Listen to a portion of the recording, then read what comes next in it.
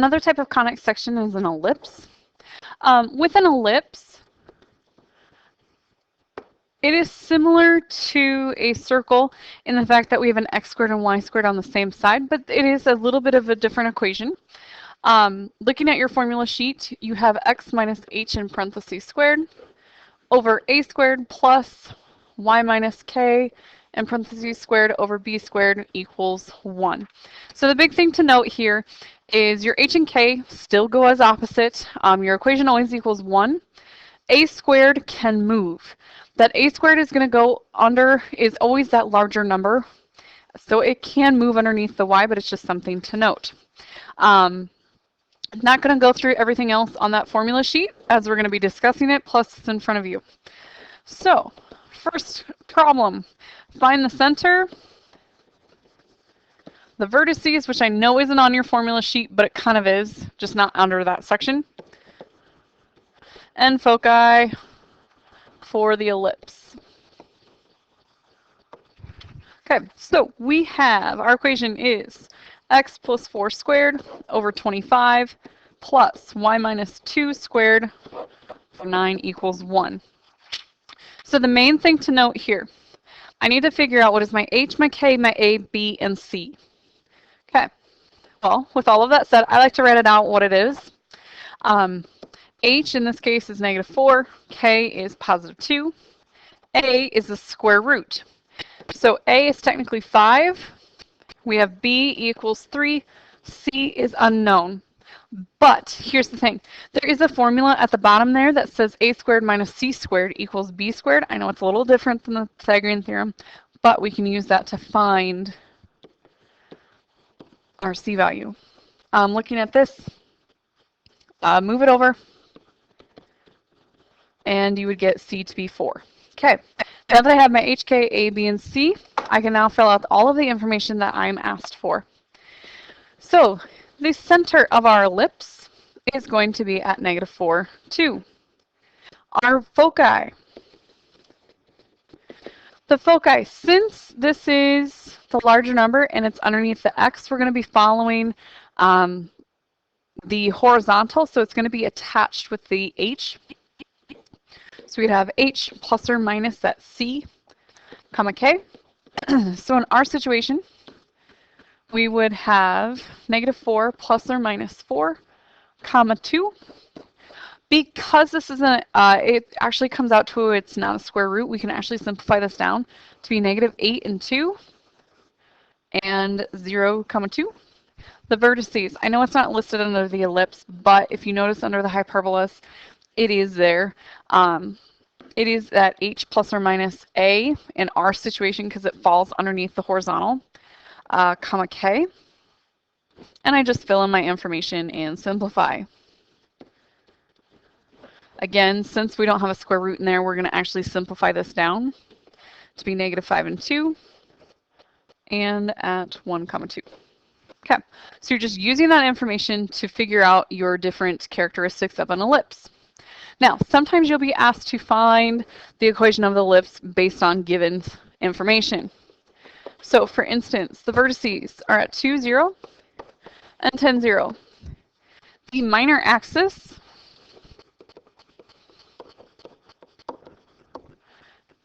is 4. So right now you probably don't have a visualization yet of what an ellipse looks like just based on what we're doing, but I'll get to that full circle on the last example. Sorry, I was just thinking that you probably don't know in a minor axis what I'm even talking about, but we'll get there. For right now, we're just dealing with the algebra and manipulation. So a minor axis is 2 times b. So because our minor axis is 4, this means that b is 2. Okay. Our vertices. Notice that in our vertices, our y value did not change.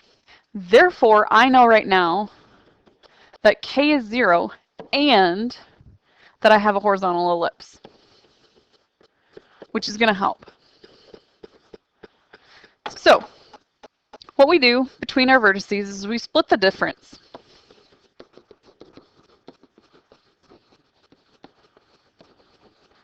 So we split the difference between our vertices And we see that we have an 8 distance,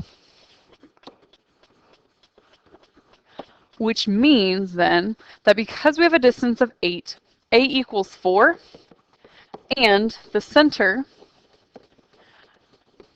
is at, split the difference, 6, 0.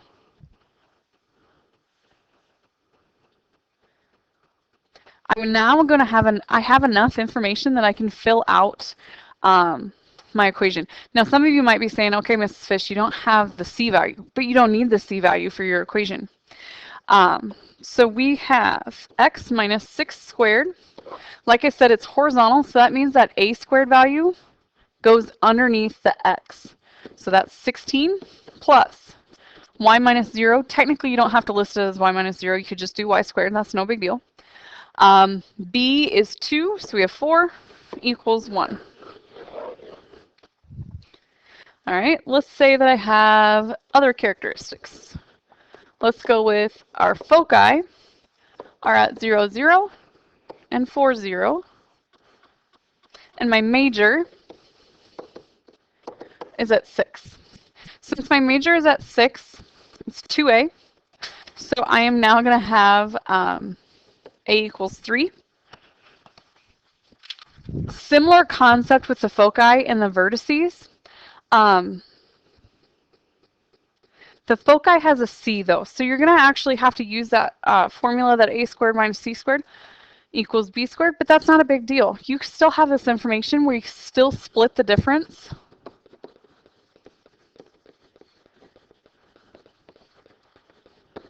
To locate our C. Because of that, C is going to be 2. With that being said, since C is at 2, our center is going to be at 2, 0, because again, we're splitting the difference. Our ellipse is horizontal. And that's because that y coordinate did not change, just the x coordinate did. So we now have our equation here in order to find b squared. So we now have 9 minus 4 equals b squared, which equals 5. You don't actually need to solve for b because of our equation. We have x minus 2 squared. Again, it's horizontal, so that a is going to fall underneath that x. So we have 9 plus y minus 0 squared over 5. So that's why I didn't need to find that square root, because it goes back in as b squared. And that equals 1. And there's my equation.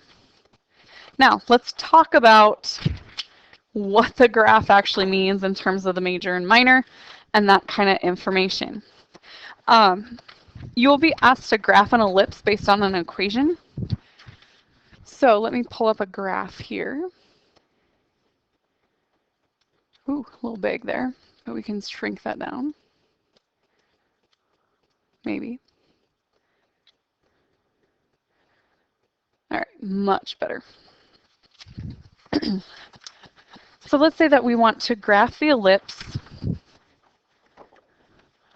x squared over 4 plus y minus 3 squared over 9 equals 1. So there's some good information off of this. First thing, our center is located at 0, 3. It's good information. The a value is 3 because it's the square root of that 9.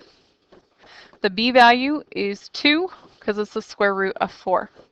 Realistically, this is all you need to graph your ellipse. I'm going to graph the center at 0, 3. Now, because the a value is under the y, we have a vertical. What that means is from our center, we're going to count up 3, plot a point. From the center, I'm going to go down 3 and plot a point. From the center, I'm going to go right 2 and plot a point, and left 2, plot a point. I now have, sorry, whew, that was bad. I now have an ellipse in this form. So that, look at this, and you will see that this right here is your major because it's the longer side. So that tells us that we have a vertical. It's being stretched more so on the vertical axis. Our minor is going to be obviously the horizontal in this case. So looking at that center means a lot. When we're talking about the vertices are located on your major. It's just the endpoints of your major. The foci are points where it's curving around. Generally, it's a point on your major, but it might not, I don't want to say it splits the difference because it doesn't. It's just based on whatever that C value happens to be. But that's how you look at the graph of that. That's what that graph means and how to graph it. So those are ellipses.